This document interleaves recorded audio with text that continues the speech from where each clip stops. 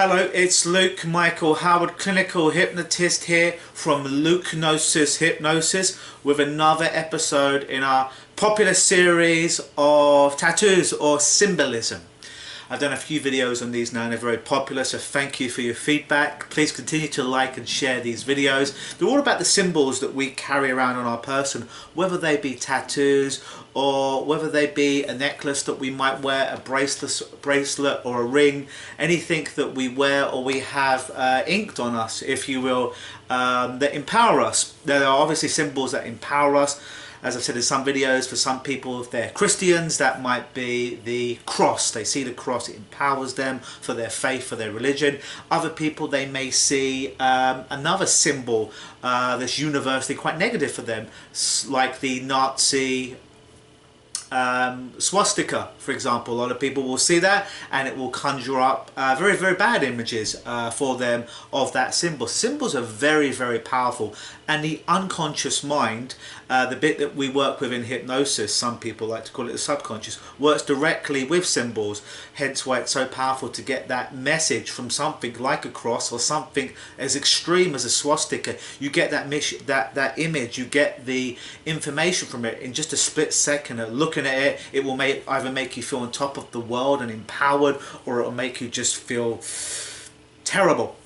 So symbols, and the ones that I specialise in these videos at least, are symbols of tattoos. You know, some of us, we get tattoos because they mean something to us, a significant part of our life, whether it's a time, an event, a date, whether that's a word, whether that's a picture, something that when we look at it, when we see it, we remember things, ideally things that empower us. And my whole message is about empowering you.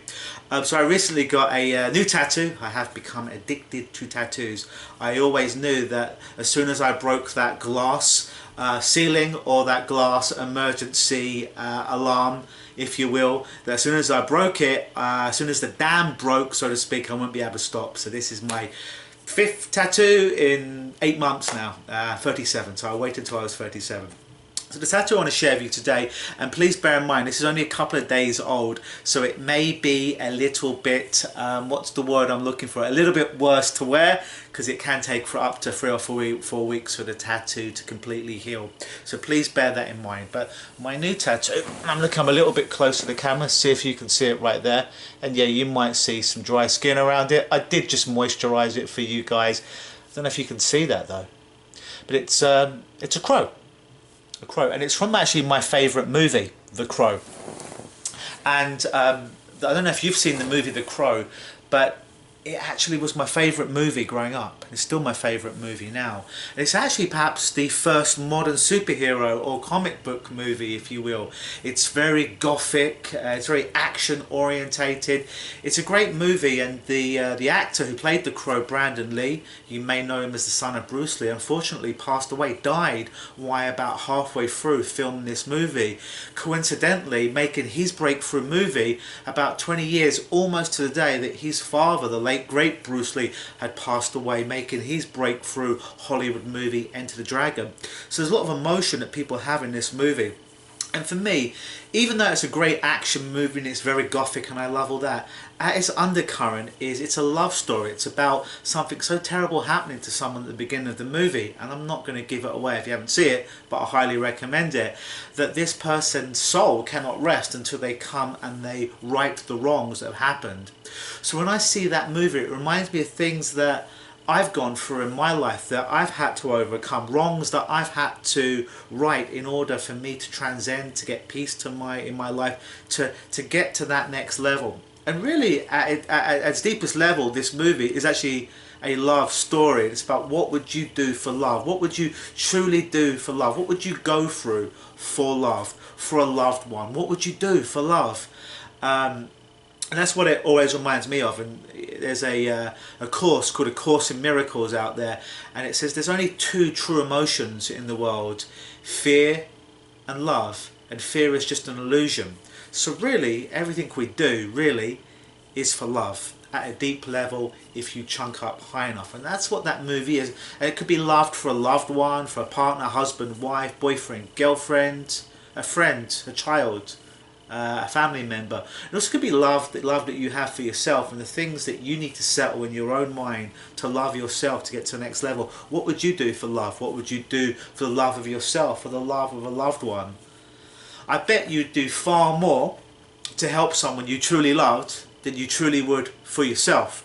Because sometimes we live in a society where it's very conceited and narcissistic to love yourself.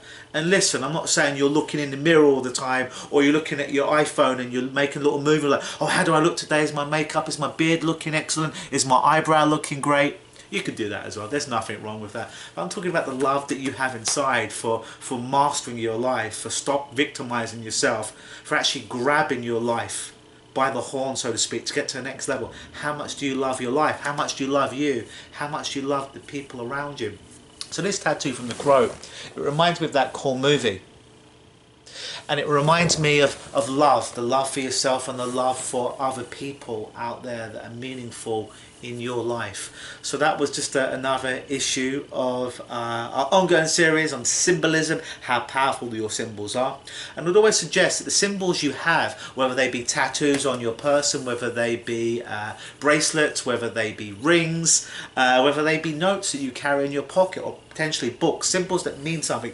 Choose your symbols wisely. Choose symbols that empower you to get to the next level of your life when the day isn't necessarily going the way that you want it to go. Instead of feeling down and having symbols around you to disempower you, have these symbols that in those moments you look at that symbol, you feel that symbol, and it empowers you, lifts you up to the next level to continue to go through whatever you need to go through to get to that thing that you really want, without being broken hearted or without running away, but actually running into that fire. So choose your symbols wisely and make sure they're there to empower you. And also choose your tattoos wisely as well, because they're kind of hard to get off once they're on your skin. I've been Luke Michael Howard, clinical hypnotist and PhD from Hypnosis. Please remember to like and share these videos, leave comments as well about symbols that are empowering to you. Thank you so very much.